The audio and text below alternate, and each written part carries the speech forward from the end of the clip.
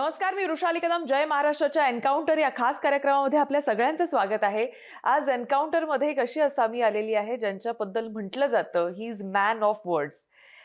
म्हणजे एकदा का मी कमिटमेंट केली तो मैं अपने आप की भी नहीं सुनता असं म्हणणारे अजितदादा आपल्या सोबत आहेत. राष्ट्रवादी काँग्रेसचे अध्यक्ष आणि सर्वे सर्वाच म्हणून आम्ही आता त्यांच्याकडे पाहतोय. अजितदादा, खूप खूप स्वागत आपलं जय महाराष्ट्रमध्ये. नमस्कार. आणि ठरल्याप्रमाणे आपण सकाळी सकाळी दिवसाची सुरुवात करतोय. सकाळी 7 वाजता हा इंटरव्ह्यू आपण करतोय अजितदादांच्या पुण्याच्या घरी. दादा, जसं मी म्हटलं की दादाने एकदा शब्द दिला की दिला. पुणेकरांना यावेळी काय शब्द देत आहे? पुणेकरांना मी शब्द दिलेले आहेत 5. एक म्हणजे खड्डेमुक्त पुणे शहर आणि ट्रॅफिकची समस्या सोडवणं. दुसरा दिलेला आहे दररोज कॉर्पोरेशनच्या पाईपलाईननी नळानी तुमच्या घरामध्ये पाणी देणं. तिसरा दिलेला आहे हायटेक हॉस्पिटल. हे आरोग्याची जी आपण सर्व्हिस देतो त्याच्यामध्ये अलीकडे खूप मोठे आमूलाग्र बदल झालेले आहेत आणि त्याच्यामुळं हायटेक अशा प्रकारची हॉस्पिटलची सेवा. त्याच्यानंतर रोज पुन्हा स्वच्छ करून झाडलोट करून निघणाऱ्या घनकचऱ्याची ओला सुका त्याची व्यवस्थित नवीन जी पद्धत आलेली आहे त्या आधुनिक पद्धतीने त्याची विल्हेवाट लावणं. त्याच्यानंतर अजून एक दिलेलं आहे प्रदूषण कमी करण्याच्या करता STP प्लांटचं निम्म पाणी, STP प्लांट नसल्यामुळं निम्म जवळपास 450 MLD पाणी हे पुण्याच्या जवळच्या नद्यांना जातं. मुळा, मुठा, पावना या सगळ्या. त्याला ते पाणी ट्रीट करून नदीला गेलं पाहिजे. आणि हे प्रदूषण मुक्त करत असताना एन्व्हायरमेंटचा विचार करून प्रदूषण ज्या ज्या गोष्टीने होतं त्या त्या गोष्टी कंट्रोलमध्ये आणायच्या हा त्याच्या मागचा एक हेतू आहे. अशा ह्या वेगवेगळ्या आम्ही पुणेकरांना शब्द ह्या निवडणुकीच्या निमित्तानं दिलेला आहे. आम्ही जो काही वचननामा म्हणा, जाहीरनामा म्हणा, त्याच्यामध्ये देखील आम्ही त्याच गोष्टीचा उल्लेख केलेला आहे.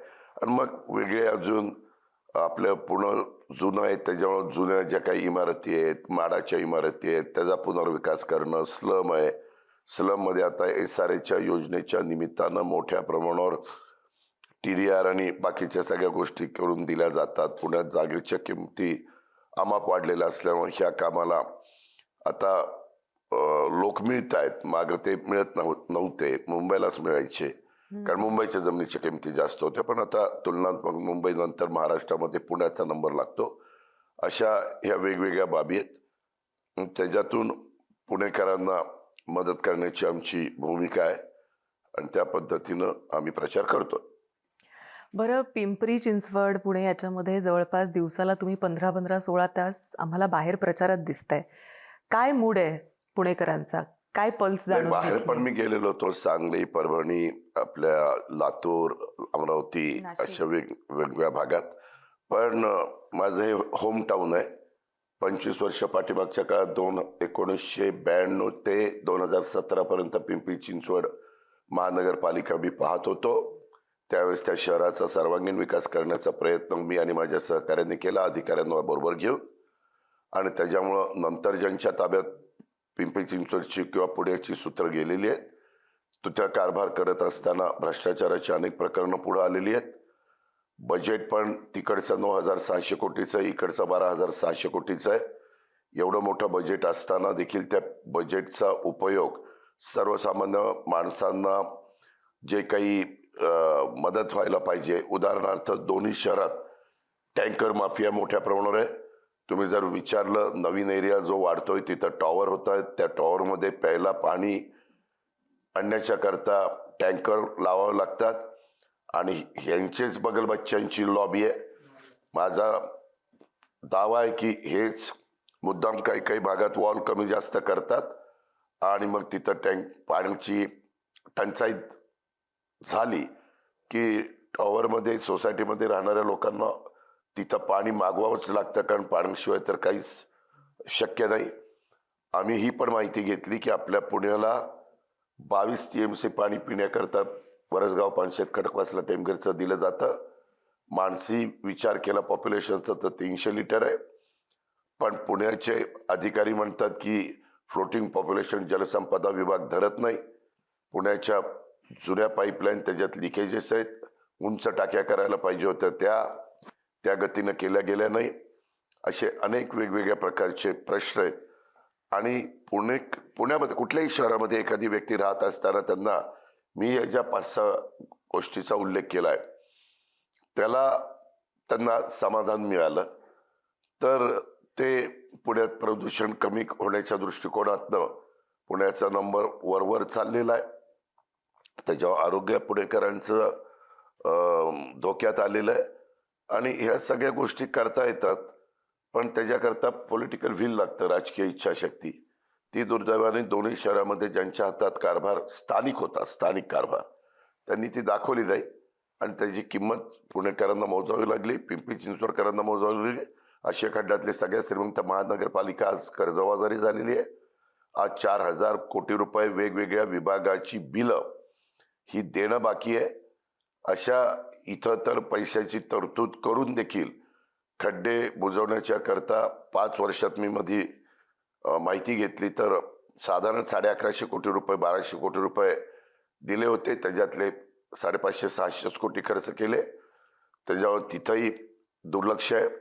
आणि ज्या कामाला प्रथम प्राधान्य द्यायला पाहिजे आणि ते काम गतीनं करून घ्यायला पाहिजे ते न करून घेता ज्याच्यामध्ये मोठे मोठे टेंडर आहेत, म्हणजे मोठे मोठे त्याचे हे केलेले आहेत, कामं काढलेली आहेत, त्याच्यामध्ये जास्त इंटरेस्ट दाखवला जातो. त्या गोष्टी बरोबर नाहीत. आणि त्याच्यावर पुणेकरही त्रासून गेलेत, पिंपरी चिंचवड पण त्रासून गेलेत. लॉ आणि ऑर्डरचा प्रश्न आहे, ती कोयताप गँग, ते अजून कुठले काही अल्पवयीन मुलं रात्री जाऊन 2 व्हीलर फोडणं, जाळणं, काय त्यांना त्याच्यातनं मिळतं माहिती नाही. परंतु 9 वर्षापूर्वी अशी परिस्थिती पुण्यामध्ये नव्हती. ती आज झालेली आहे. आणि वेळ पण वाया जातो, इंधन पण खर्च होतं. अशा अनेक गोष्टी पुणे आणि पिंपरी चिंचवड दोन्हीमध्ये. बरं, आपण सुरुवातीला पुणे आणि पिंपरी चिंचवड याबद्दल बोलतोय. खरं तर प्लांट सिटी किंवा मेट्रो सिटी ही जी कन्सेप्ट मधल्या काळामध्ये भाजप घेऊन आलं होतं, तुम्हाला असं वाटतं का की ती इम्प्लिमेंट करताना पिंपरी चिंचवडमध्ये काही गोष्टी ह्या मूलतः इन प्लेस होत्या? बरोबर आहे ना. 1992 ते 2017 पर्यंत ती गावं होती. ती गावं एकत्र करून नगरपालिका झाली. त्याच्यातनं मग महानगरपालिका झाली. आशिया खंडातली सगळ्यात मोठी सगळ्यात श्रीमंत महानगरपालिका. कारण तिथल्या 3 विधानसभा मतदारसंघाचा असणाऱ्या पॉप्युलेशनचा विचार करून तिथलं बजेट आहे आत्ताच संपेल त्या वर्षाचं 9,600 कोटी. इथं 8 विधानसभा मतदारसंघ आहे. पुण्यातलं बजेट आहे 12,600 कोटी. ह्या जो फरक आहे आणि तुलनात्मक तिथलं बजेट मानसी विचार केला तर ते जास्त आहे. मी त्या काळामध्ये ग्रेड सेपरेटर केले, फ्लायओव्हर केले, डबल फ्लायओव्हर केले, उद्यानं केली, क्रीडांगणं केली. पावनेचं पाणी कमी पडायला लागल्यानंतर भामास्केटचं पाणी दिलं. इथं पण पुण्यात भामास्केटचं पाणी वरसगाव पानशेत खडकवासला टेमघर कमी पडायला लागल्यानंतर तिथं पण आम्ही दिलं. ह्या सगळ्या गोष्टी करत असताना केंद्र सरकारने केंद्रात जेवढं द्यायला पाहिजे मेट्रो चालू करण्याच्या करता, नॅशनल हायवेज इथनं जातात त्याच्याकरता, रिंग रोड करता आता राज्य सरकारने पुढाकार घेतलाय, त्याची टेंडर काढलेले आहेत, काम सुरू झालेलं आहे. जी जबाबदारी त्या दोन्ही सरकारची आहे, म्हणजे पंतप्रधान आवास योजना, गोरगरिबांना घरं देण्याचा कार्यक्रम, त्याच्यामध्ये राज्य सरकारने राज्य सरकारचा हिस्सा देणं, ह्या सगळ्या बाबी हे दोन्ही सरकार करतायत. परंतु इथल्याही स्थानिक जे कोणी पुणे पिंपरी चिंचवडचे कारभारी आहेत त्यांनी तिथं लक्ष द्यायला पाहिजे. ते दुर्दैवाने लक्ष देण्यात कमी पडले. त्यांचे इंटरेस्ट नको त्या गोष्टीमध्ये निर्माण झाले आणि नुसतं टेंडर काढणं, रिंग करणं, ठराविक कॉन्ट्रॅक्टर डोळ्यासमोर ठेवूनच त्यांना ती कामं कशी मिळतील ते पाहणं. कामाचा दर्जा चांगला राहिला नाही. कामं खूप पैसे त्याच्यात नाहक जास्तीचे द्यावे लागलेत. अशा ह्या सगळ्या बाबी आहेत. आणि म्हणून माझी भूमिका आहे की मागे मी करून दाखवले 25 वर्षामध्ये. परंतु आता या 9 वर्षात 5 वर्ष कॉर्पोरेशनला निवडून आलेल्यांची आणि नंतर देखील जे पाहत होते ते 4 वर्ष कोणी पाहिलं ते पुणेकरांना माहिती आहे, पिंपरी चिंचवडकरांना माहिती आहे.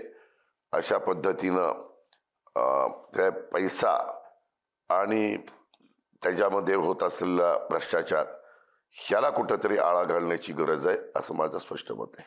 आपण इन्फ्रास्ट्रक्चर किंवा ट्रान्सपोर्ट या सगळ्या विषयांवर बोलतोय. तुम्ही मधल्या काळात असं म्हटलं होतं की ट्रान्सपोर्ट फ्री करणार, पब्लिक ट्रान्सपोर्ट फ्री करणार. खरंच शक्य आहे का हे? शक्य असं आहे, पुण्यामध्ये 30 लाख वाहनं आहेत.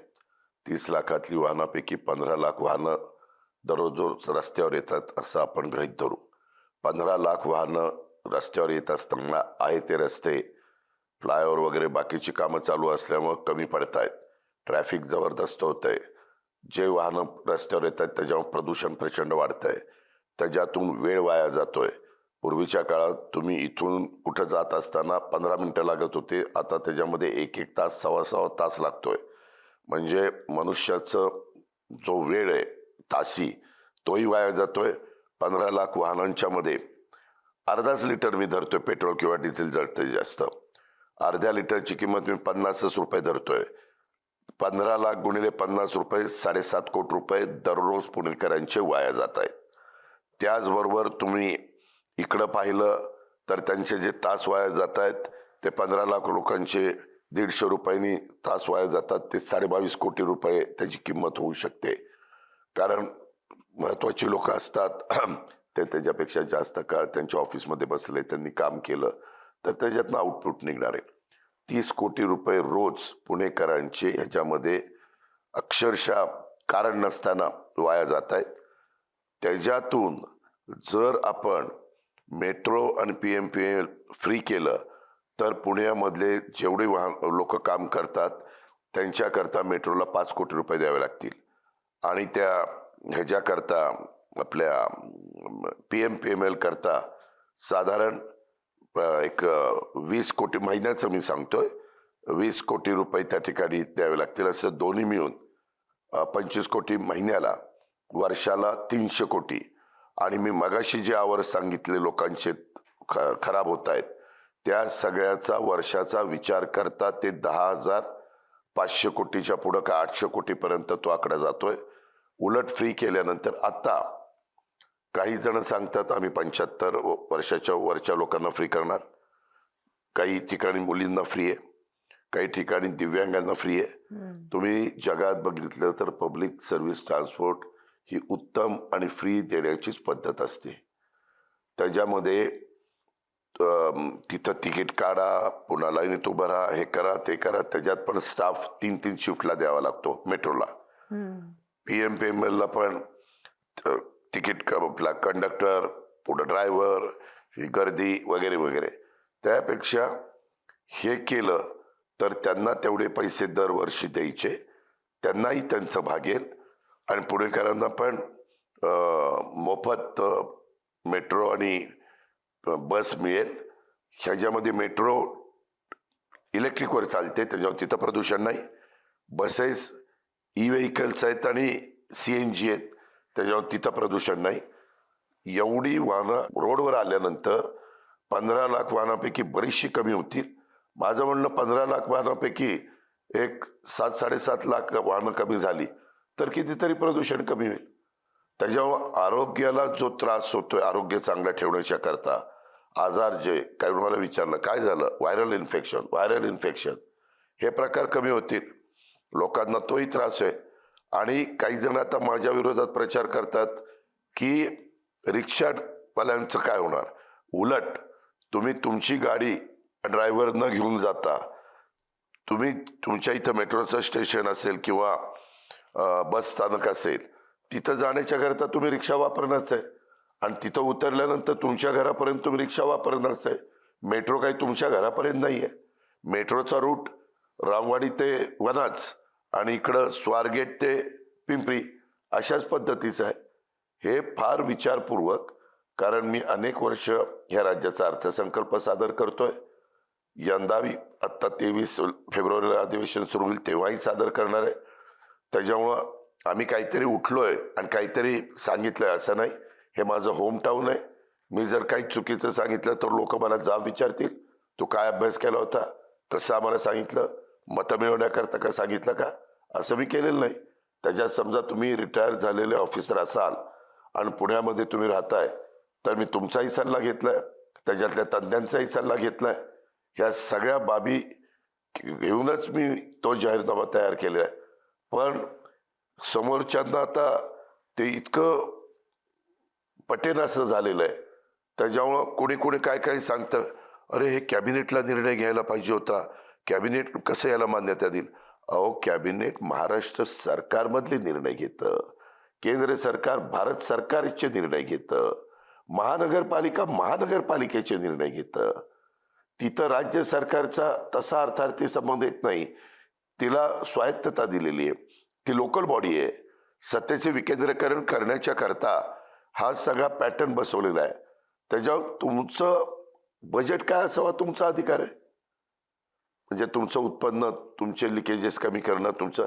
आणि त्यांनी मात्र त्यांच्या जाहीरनाम्यात आम्ही 75 वर्षावरच्या लोकांना मोफत मेट्रो आणि PM देणार. अरे मग तुम्ही कुणाला विचारलं? तुम्ही सरकारला विचारलं? कॅबिनेटला निर्णय झाला. पण ते कसं आहे ना की वयोवृद्धांसाठी बाय डिफॉल्ट अनेक ह्याच्यामध्ये राज्यांमध्ये देखील अशी सुविधा आहे. आणि हो बरोबर आहे ना, परंतु ती बस एसटीला आहे, हो ती राज्यात आहे. बरोबर. बस बेस्टला नाहीये. मुंबईत बेस्ट आहे किंवा माझ्या नवी मुंबईत पब्लिक सर्व्हिस ट्रान्सपोर्ट ठाण्यामध्ये आहे, बऱ्याचशा ठिकाणी. तिथं त्यांना चालवावं लागतं. आणि 2 PMT PCMT मिळून 60% PMT 40% PCMT असे 100% करून PMPML अशा प्रकारची कंपनी केलेली. बरं, हे सगळं चालू असताना पुण्यामध्ये अनेक, जसे म्हटलं, पाण्याचा इश्यू आहे की पाण्याचं दर, मला असं वाटतं की हजारो रुपये लोकांचे हे केवळ दर महिन्याच्या पाण्यावर जात आहेत. आणि ते सुद्धा प्युअर पाणी नाहीये, टँकरचं पाणी घ्यावं लागतं, कन्झ्युम करावं लागतंय पुणेकरांना. माझं तेच म्हणणं आहे, इथं टँकर माफिया पुणे पिंपरी चिंचवडमध्ये मोठे आहेत. आणि आता इथं स्थानिक जे लोकल लिडरशिप काम करते ह्यांचे जे बगल बच्चे आहेत, आणि मग ह्यांचे टँकर चालवण्याच्या करता हे सगळं चाललंय. आणि मग कुठलंही पाणी भरायचं, सोसायटीमध्ये तुम्ही राहत असाल तर तुम्हाला रोज पाणी लागतं, किती मोठ्या पदावर तुम्ही असला तरी. आणि त्याच्यामुळं मग शेवटी ते सोसायटीच्या चेअरमनला सांगतात, बाबा आण कुठलं तरी पाणी, आणि मग ते पाणी आणलं जातं. अशा या सगळ्या गोष्टी आहेत. त्याच गोष्टीला माझा विरोध आहे.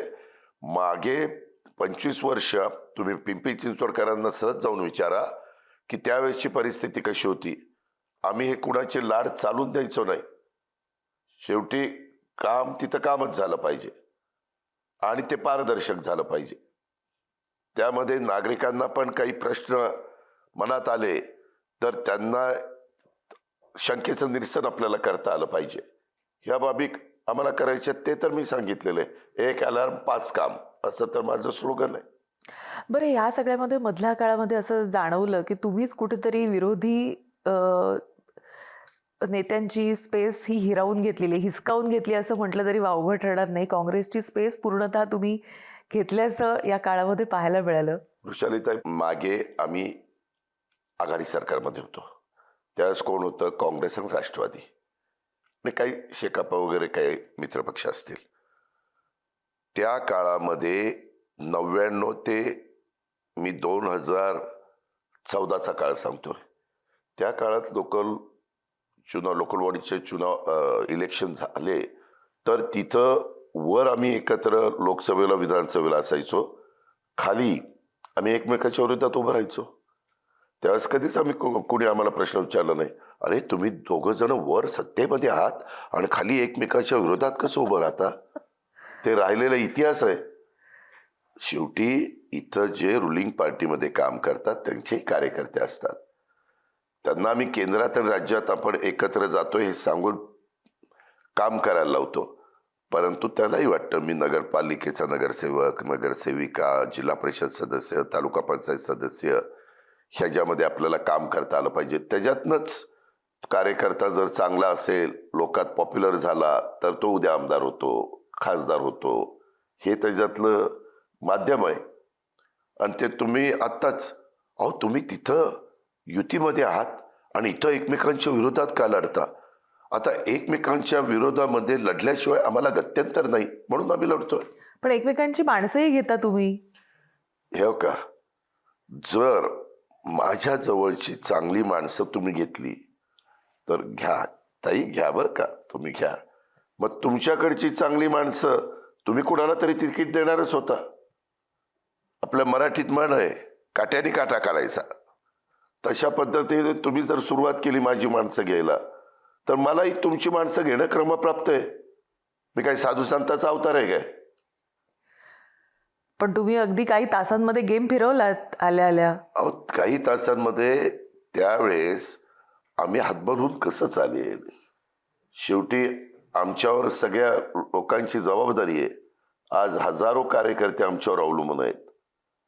त्याच्यामुळं आज कार्यकर्ता ज्यावेळेस आम्ही उभे असतो त्यावेळेस तो आमचं काम करतो, म्हणून आम्ही आमदार, खासदार, मंत्री, उपमुख्यमंत्री, राज्यमंत्री होतो. मग त्याची वेळ येते त्यावेळेस आम्ही त्याच्या पाठीशी उभं राहायला नको? लोक म्हणतील काय नुसत्या सतरंजा उचलायला लावतात, त्यांचं यांनाच काम करू द्या. निवडणुकीत सांगितलं तुमचा तुम्हीच प्रचार करा, आम्ही घरी बसतो. असं नाही चालत. माझं स्वतःचं स्पष्ट मत आहे, त्या त्या पक्षाचा कार्यकर्ता हा पक्षाचा कणा असतो, कणा. आणि त्या कार्यकर्त्याला तुम्ही एक आधार दिला.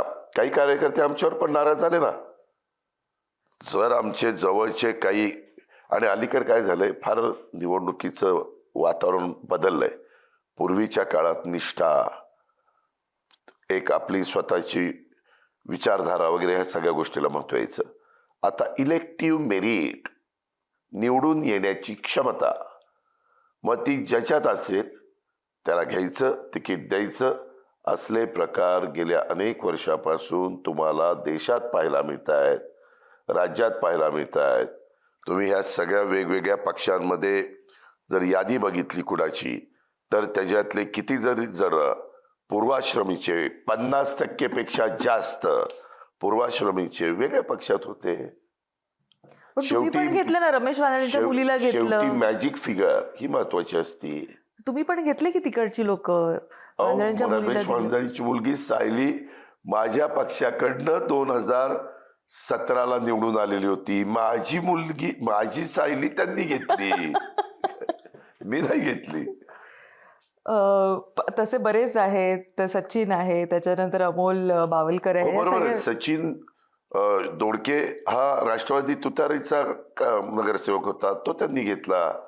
हे वेगवेगळे त्यांनी घेतल्यानंतर आम्ही अमोल बालवडकर घेतले, आम्ही दत्ता भैरट घेतले, आम्ही इतर वेगवेगळे सहकारी घेतले. हे त्याबद्दल नुसतं गप्प बसणार नाही, नाही घ्या आमची, असं नाही चालत. राजकारणामध्ये काही काही गोष्टी ज्या त्या वेळेच झाल्या तरच त्याच्यातनं तुम्हाला. शिंदेच्या पण घरातला माणूस घेतला. कोण? एकनाथ शिंदेच्याही घरातला माणूस घेतला. कोण? शिंदेचा भाचा नाही का आला तुमच्याकडे? नाही नाही, काही ज्यावेळेस तुम्ही चर्चा करता त्यावेळेस तो कुणाचा वाचा आहे का, कुणाचा तरी पुतण्याचा जो भाचा असतो, मुलगा असतो, जावई असतो, काही ना काही असतो, त्यावेळेस एवढा वेळ मिळत नाही ह्या सगळ्या गोष्टी बघायला. त्यावेळेस पटपट निर्णय घ्यावे लागतात. कारण एबी फॉर्म द्यायचा दिवस असतो, त्यावेळेस त्या लोकांना कळतं आपल्याला एबी फॉर्म आला नाही, याचा अर्थ आपलं कट. किंवा दुसऱ्या पक्षातलं घेतलेलं असेल त्याला दिलं की तो लगेचच आपला फॉर्म भरायला जातो आणि तिथनं रिॲक्शन मिळते. रिॲक्शन आली की मग इतर राजकीय पक्ष देखील त्याच्यातनं आपल्याला काही साधता येईल का अशा प्रकारचा प्रयत्न करतात. पण सगळ्यांना तुम्ही एक रियुनियन करून जी एक रिॲक्शन दिलेली आहे, काय ट्रिगर पॉइंट होता रियुनियनच्या मागचा? असं पॉइंट नव्हता. त्यावेळेस कधी कधी ऑन दी स्पॉट निर्णय घ्यावे लागतात. पुढाकार कोणी घेतलेला? पुढाकार सुरुवात कोणी केली हे मीडियानी त्या ठिकाणी पाहावं. काय होतं, मी हे बोलत असताना मी दोन्ही महानगरपालिका पुरतं बोलतोय आणि मग त्याच्यातनं कधी वेगळा अर्थ काढला तर कारण असताना वेगळे प्रश्न निर्माण होतात. मला तसे वेगळे प्रश्न निर्माणच करायचे नाहीत.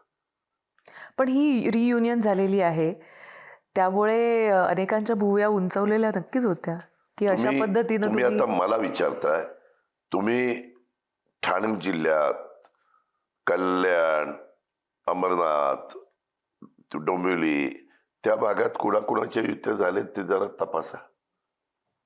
म्हणजे लोकच म्हणतात हे त्यांनी कसं काय? विड्रॉ केलं, ते झालं, ते कारवाई झाली. ठीक आहे, नंतर तुमच्यासारख्या मीडियाने आवाज उठवल्यावर ते झाली ना, निर्णय तर झालाच होता ना. तो स्थानिक पातळीवर झालेला असं त्यांचं म्हणणं. ठीक आहे, हे पण आमचे निर्णय स्थानिक पातळीवर झाले. बरं दादा, मला एक सांगा, तुम्ही महायुतीचा भाग आहात. आता हे इतकं सगळं झाल्यानंतर आता ज्या पद्धतीचे आरोप प्रत्यारोप होत आहेत, मला वाटतं भाजप देखील तुमच्यावर आरोप करते की अशा पद्धतीने जे सांगितलं जात आहे की ट्रान्सपोर्ट फ्री करणार वगैरे, हे खरंच शक्य नाहीये. इकडे देखील अनेक तशा रिॲक्शन्स आलेल्या आहेत. हे सगळं झाल्यानंतर आता पुन्हा ह्या निवडणुका संपल्यावर महायुतीमधलं ते जे रिलेशन आहे असंच अबाध्य राहील असं वाटतं तुम्हाला?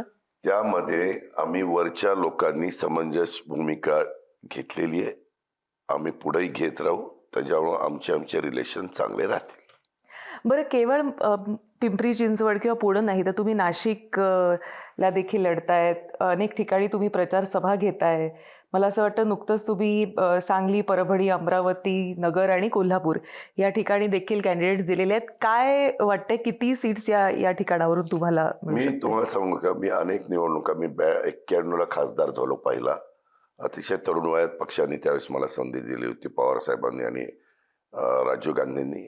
खरं पवार साहेबांनी दिली होती, पण राजूजी त्यावेळेस पक्षाचे राष्ट्रीय अध्यक्ष होते.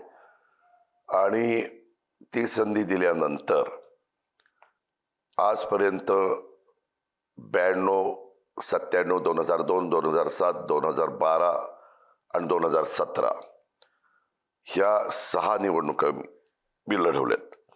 6 निवडणुकीमध्ये आम्ही ह्या सगळ्या गोष्टी करत असतो. त्यावेळेस कधीच हे इतके येतील तितके येतील असं सांगता येत नाही. माझा उद्देश असतो आपण काम करत राहणं, सकाळपासून रात्री उशिरापर्यंत काम करणं, वातावरण निर्मिती करणं, आपली भूमिका स्पष्टपणे जनतेच्या समोर मांडणं. आपली जी भूमिका मांडू ती व्यवहारी असली पाहिजे, ती अभ्यासपूर्ण असली पाहिजे. ही माझी कामाची पद्धत आहे आणि त्या प्रकारे मी करतो. त्याच्यामुळं मी इतरांच्या सारखं आमचे 125 निवडून येणार आहेत, आमचे इतके निवडून येणार आहेत. मला कुणीतरी मध्ये पिंपरी चिंचवडला विचारलं, ते म्हणतात 125 निवडून येणार आहेत. म्हटलं 125 निवडून येणार आहेत तर राहतील किती? तेवढे आमचे निवडून येतील. आता काय काय बोलायचं त्यांना? त्याच्यामुळे असं काही नसतं. मतदार राजा हा महत्वाची भूमिका बजावतो. आणि आपण बघा, पुण्यामध्ये पिंपरी चिंचवडमध्ये लोक विचार करतायत, कारण 9 वर्ष या सगळ्या गोष्टीला ते त्रासून गेलेले. रोज त्यांना ह्या गोष्टीला सामोरं जावं लागतंय आणि त्यांची पेशन्स, सहनशीलता संपलेली आहे. तुम्ही ट्रॅफिकचा विषय टार्गेट करताय, तुम्ही तिथं रिलीफ देण्याचा प्रयत्न करताय लोकांना. मात्र पुण्यामध्ये पाणी साचण्याचा प्रश्न हा, म्हणजे आता दरवर्षी पाऊस पडला की पाणी साचतंय. तर नेमका विकास, सुयोग्य विकास होत नाही असं वाटतंय का तुम्हाला?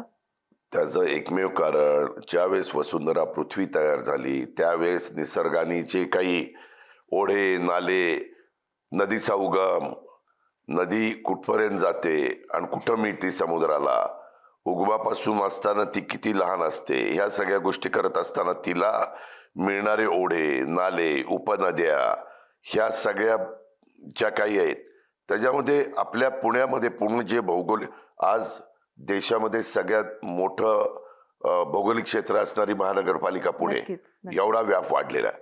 त्याच्यावर काही भागात कचरा पण उचलला जात नाही, साफसफाई पण केली जात नाही, ही दुरावस्था आहे, पाणी पण मिळत नाही. आणि तिथले ओढे नाले ह्या बिल्डर लॉबीनी, ज्यांचे इंटरेस्ट आहेत बांधकामामध्ये, बांधकाम करायचं, ग्राहकाच्या विकायचं आणि निघून जायचं, ह्यांनी बऱ्याचशा ठिकाणी हे ओढे नाले बुजवलेले आहेत. आपल्या पुण्यातली राम नदी म्हणून आहे, राम नदी, वाणेर मंदवाती, त्या नदीचं ओढा दाखवला. नदी म्हटल्यानंतर सेटबॅक वेगळा असतो, ओढा दाखवल्यावर सेटबॅक कमी होतो अशा पद्धतीनं फायदा करून घेतला. आणि आता पावसाचं पाणी पडल्यावर वरनं पाणी डोंगर माथ्याने ज्यावेळेस येतं त्यावेळेस ते वाट काढतच नदीकडे जातं. कुठेही वर पडलेलं पाणी शेवटी ते ओढ्या नाल्याच्या मार्फत नदीलाच मिळतं. हे जे काही बांधकामं झाली किंवा तुमच्या ओढ्यावरच स्लॅब टाकले आणि त्याच्यावर बांधकामं केली. मध्ये मी हिंजवडीला ते बसेस बघा निम्म्या पाण्यात जात हो होत्या हो हो आणि हिंजवडी पाण्यात पाण्यात. मलाही ते योग्य वाटलं नाही. मी तिथं गेलो, 2दा गेलो, हे सगळं बघितलं. सगळ्या एजन्सीला PMC, PCMC, MIDC, PMPML, PWD, national highway ह्या सगळ्यांना एकत्र केलं आणि ज्याची त्याची कामं म्हणलं इमारत असली तरी पाडायची.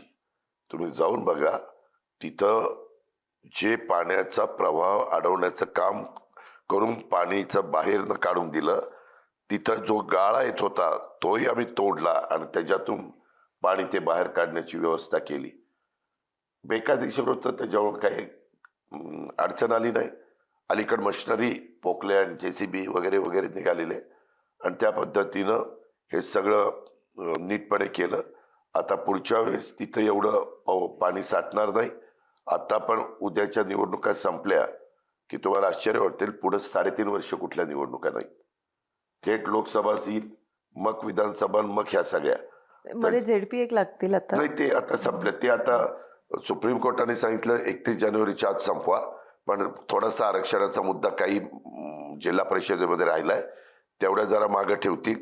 पण बाकीच्या आता कुठल्याही क्षणी लागतील असं माझं स्वतःचं मत आहे. अर्थात तो अधिकार निवडणूक आयोगाचा आहे. त्याच्यामुळं मी तर हे सगळं झालं की हे जे काही मला जाणवलेलं आहे त्याच्याच मागे लागलं. पण पाऊस पण असा पडतो, कमी वेळामध्ये भरपूर पाऊस पडतो. त्यामुळे हवामान आणि क्लायमेट चेंज हा देखील तितकाच गहन बरोबर विषय आहे. तरी ते जरी असलं तरी देखील वरच्या भागात पाऊस निचरा पडला झाला पाहिजे तर पाण्याचा. धरणं आहेत.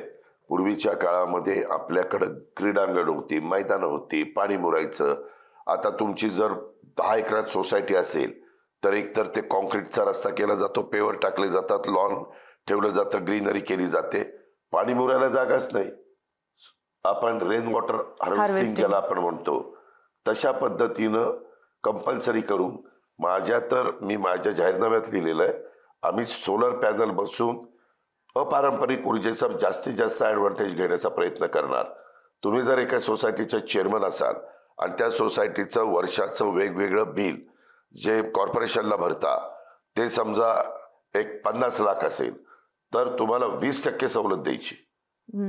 आणि तुम्हाला सांगायचं ही 20% सवलत केव्हा तुम्ही तिथं सोलर पॅनल बसून आता जी काही थर्मल, विंड, हायड्रो, गॅस ह्या सगळ्यातनं न्यूक्लिअर मिळणारी वीज कमी करून तुम्ही ती अपारंपरिक ऊर्जा घ्यायला लागला तर प्रदूषण कमी होणार आहे.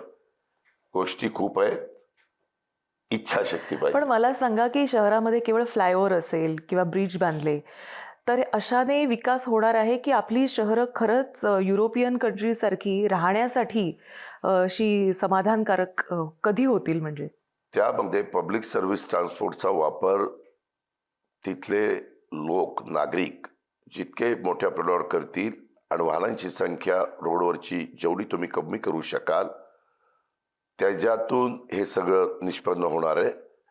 त्याला तोच कार्यक्रम आम्ही ह्या दोन्ही कॉर्पोरेशनमध्ये लोकांना मी सारखं सांगतोय आणि लोकांना माझ्या कामाची पद्धत माहिती आहे. बघू आता मतदार मी आव्हान केलेलं आहे. मतदार कसा प्रतिसाद देत आहेत तो 16 तारखेला काउंटिंगला कळेल. पुणे रिंग रोड कधीपर्यंत सुरू होणार? पुणे रिंग रोड मधले काही भाग हे ऑलरेडी काहीतरी मला वाटतं 10 टेंडर टोटल आहे. त्याच्यातली 10 का 12 अशी त्याच्यातली काही टेंडर निघाली. आता 3 टेंडर राहिली होती काही कारणाने रद्द केलेली, ती रिकॉल केली, आता ती पण होतील. त्याच्यामुळे एक मेन रस्ते विकास महामंडळाचा रिंग रोड आहे त्याचं काम काही भागात तर सुरू झालेलं आहे, जमीन ॲक्वायर केलेली आहे. दुसरा मात्र PMRDAचा रिंग रोड आहे, तोही आपण त्याच्यामध्ये घेणार आहोत. हे झालं की त्याच्याही मागं लागू. अगदी एक छोटा रॅपिड फायर तुम्हाला विचारते, पुणे की बारामती?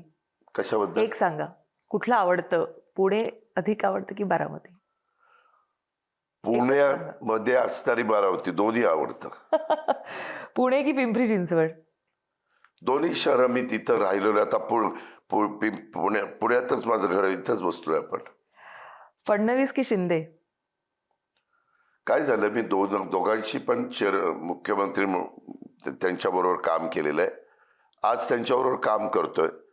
त्याच्या संदर्भामध्ये मला दोघांची कामाची पद्धत वेगवेगळी आहे. उद्धव ठाकरे की राज ठाकरे? दोघं भाऊ आता एकत्र झालेले आहेत, त्यांना शुभेच्छा. कोण जास्त जवळ आहे, काका की बहीण सुप्रिया? पहिल्यांदा मी जन्माला आलो तेव्हा काकांना पाहिलं, त्याच्यावर काका. आणि नंतर माझ्या जन्माच्या नंतर सुप्रिया आली, त्याच्यावर नंतर सुप्रिया. सगळ्यात जास्त लाडका कोण आहे, पार्थ की जय? दोन्ही आहेत बाबा. राजकारणात तुमचा वारसा कोण चालवणार, पार्थ की जय? ते आपण काही सांगू शकत नाही. त्याच्यामध्ये शेवटी तुम्ही लोकांना काय हवंय ते घडत असतं. मुख्यमंत्री पद की अर्थ खातं, जवळचं काय वाटतं? मुख्यमंत्री पद. अजितदादांना जेवणामध्ये काय आवडतं, व्हेज की नॉनव्हेज जास्त? मासा, नॉनव्हेज. आवडती कार कोणती, लेक्सस की लँड क्रुझर? लेक्सस. बरं, अजितदादा मुंबईत प्रचाराला येत नाहीत अशी मुंबईकरांची देखील भावना आहे. काय झालं, माझ्या 29 महानगरपालिकेच्या निवडणुका झालेल्या असल्यामुळं आम्ही हेलिकॉप्टर, विमान सगळ्याचा वापर केला तरी 4 सभा जास्तीत जास्त घेऊ शकतो.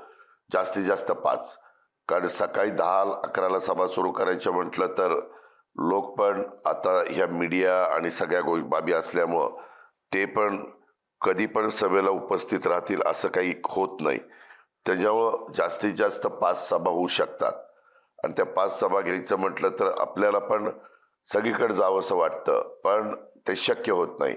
म्हणून आम्ही पण कामाची बाबा कुठं मुंबई, ठाणे ह्या परिसरामध्ये तिथं तटकरे साहेबांनी बघायचं, विदर्भात प्रफुल्लबाईंनी बघायचं, काही ठिकाणी मुश्रीफ साहेबांनी, काही ठिकाणी दत्ता भरणेंनी, काही ठिकाणी बाबासाहेब पाटलांनी, काही ठिकाणी भुजबळ म्हणजे समीर आणि नरहरी झिरवाळ, असं वेगवेगळ्या भागात वेगवेगळ्या, काही ठिकाणी अदिती, काही ठिकाणी मी कामाची विभागणी केली.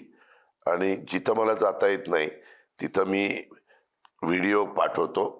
कारण कधी कधी आम्ही तिथं सभा असती, कधी ह्याच्यावर पण आम्ही बोलतो, म्हणजे फोनवर पण भाषण करतो. त्याला आता इलाज नाही, कारण इतका कमी काळ असतो. त्या कमी काळात काही रोड शो करावे लागतात, सगळ्या गोष्टी कराव्या लागतात.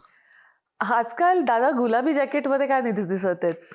गुलाबी जॅकेट रोजच नेहमीच असतं. आज मी घातलं. लोकांना वाटेल ह्याला काही दुसरं जॅकेट मिळत नाही का काय कुठं. आता रोज हीच साडी घेऊन तुम्ही मुलाखती केल्या, लोक म्हणतील शाळेत नाही एवढीच साडी आहे काही, एकच साडी. रगड असल्या 10 साड्या असतील, पण लोकांना काय माहिती. त्याच्यामुळे थोडंसं आज वेगळं जॅकेट घातलेलं आहे. पण गुलाबी रंगावरचं प्रेम कमी नाही झालं असं म्हणतात? नाही, कमी नाही झालं. गुलाबी रंग कसा सगळ्यांना हवासा वाटतो, त्याच्यावरचं प्रेम कमी नाही झालेलं. तेव्हा का तिथं गुलाबी फुल आहेत, पिंक रोज. चालेल, तर खूप खूप शुभेच्छा तुम्हाला तुमच्या पुढच्या प्रचारासाठी आणि गुलाबी गुलालासाठी देखील. धन्यवाद. आज आम्हाला वेळ दिलात एन्काउंटरमध्ये, त्यासाठी आपले अनेक धन्यवाद. मी खूप खूप आभारी आपला. एन्काउंटरमध्ये आता वेळ झाली इथेच थांबायची. तुम्ही कुठेही जाऊ नका, पाहत राहा फक्त जय महाराष्ट्र.